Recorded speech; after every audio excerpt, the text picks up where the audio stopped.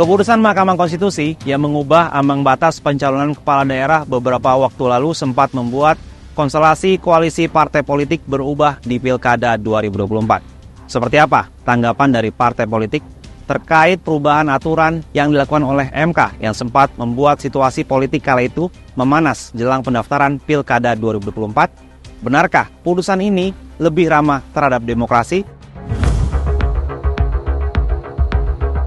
Seperti diketahui, MK memutuskan ambang batas pencalonan kepala daerah tidak lagi 25% perolehan suara parpol atau gabungan parpol, atau 20% kursi DPRD hasil pemilu sebelumnya.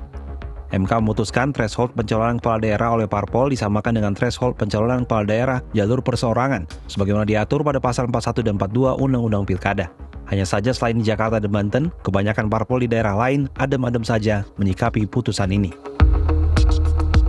Menanggapi putusan MK tersebut, Wakil Ketua Umum PAN Edi Suparno dalam wawancara dengan Kompas Rabu 2 Oktober 2024 di Jakarta mengungkapkan, putusan MK yang mengubah syarat ambang batas pencalonan kepala daerah sempat membuat parpol yang tergabung dalam Koalisi Indonesia Maju Plus harus berhitung ulang untuk menghadapi Pilkada 2024. Kang Edi, terkait putusan MK yang menurunkan ambang batas calon kepala daerah beberapa waktu lalu, waktu itu tanggapan dari Kimples sendiri, responnya seperti apa ketika akhirnya MK memutuskan untuk menurunkan ambang batas itu?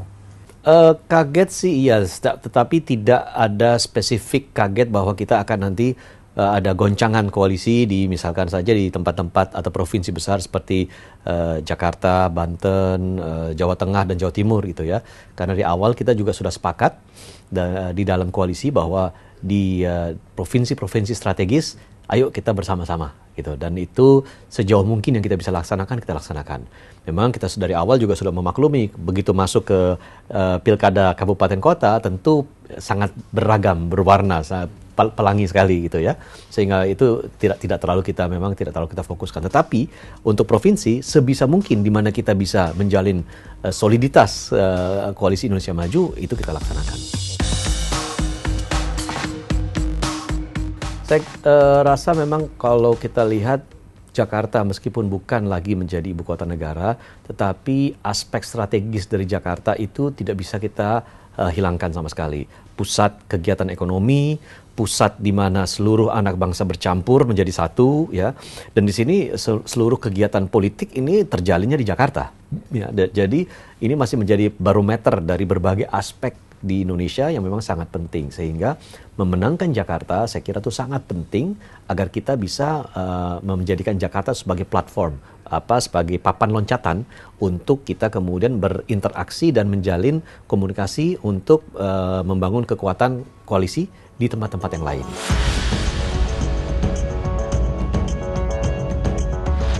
Di lain pihak, Partai Demokrasi Indonesia Perjuangan menyambut baik putusan MK tentang syarat ambang batas pencalonan kepala daerah. Hal ini diungkapkan oleh Ketua DPP PDIP, Dedi Yefri Sitorus, dalam keterangannya Kamis 26 September 2024 di Jakarta. Dedi mengakui PDIP diuntungkan dengan putusan MK tersebut, padahal sebelumnya ia mengklaim ada upaya untuk menjegal PDIP di Pilkada 2024. Karena memang desainnya sangat kuat supaya kota kosong di sana, sama dengan Banten tuh.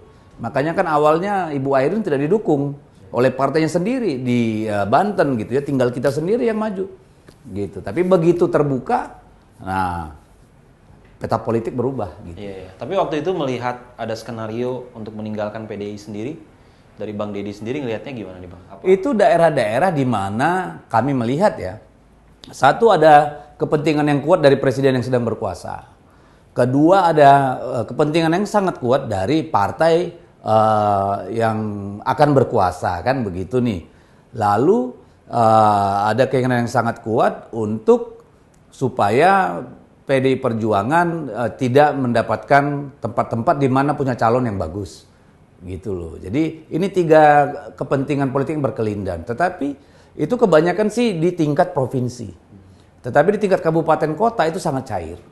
Ya, ini sudah membuka, ya. Tetapi kan tidak menjawab persoalan oligarki secara mendasar. Oligarki partai politik atau oligarki penguasa daerah-daerah nih, kan. Tapi kalau dengan dibatasin tadi maksimal 20 atau 25%, maka setiap daerah dipastikan punya 4-5 bakal calon untuk bertarung dan merebut hati rakyat gitu.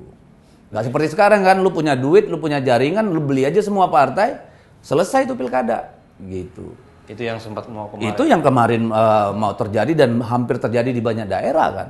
Tapi kalau dibatasin mau nggak mau, ada pilihan-pilihan buat masyarakat gitu. Terkait hal ini, peneliti Perkumpulan untuk Pemilu dan Demokrasi atau Perludem, Iqbal Holidin menilai putusan MK sebenarnya merupakan angin segar bagi demokrasi di Indonesia.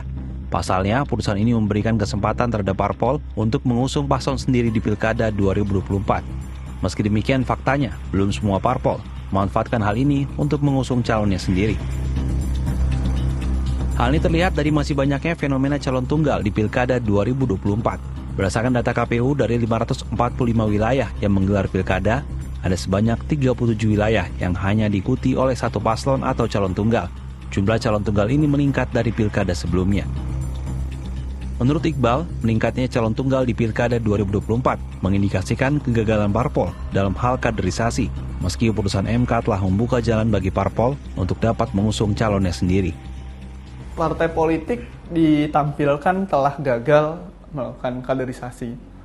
Ya kita lihatlah, bahkan partai-partai besar aja seolah-olah kehilangan tokoh ya, kayak gitu. Kehilangan tokoh yang terlihat kompeten atau kemudian dikenal masyarakat atau publik ya. Sebenarnya kita melihat fenomena kegagalan regenerasi dan kaderisasi parpol ini ya, kita bisa lihat juga dengan parpol yang sekarang cenderung untuk mencomot artis seperti itu dan sebagainya ya. Untuk kalau misalkan kita bahasan legislatif, tapi di eksekutif pun ternyata nggak beda jauh gitu. Mereka nggak punya jawara lah bahasanya yang kompeten untuk dimajukan, itu pertama. Kedua, kami pikir partai juga gagal melakukan rekrutmen ya, sehingga mereka ya bertumpu pada sosok-sosok yang bahkan di luar partai politik itu sendiri.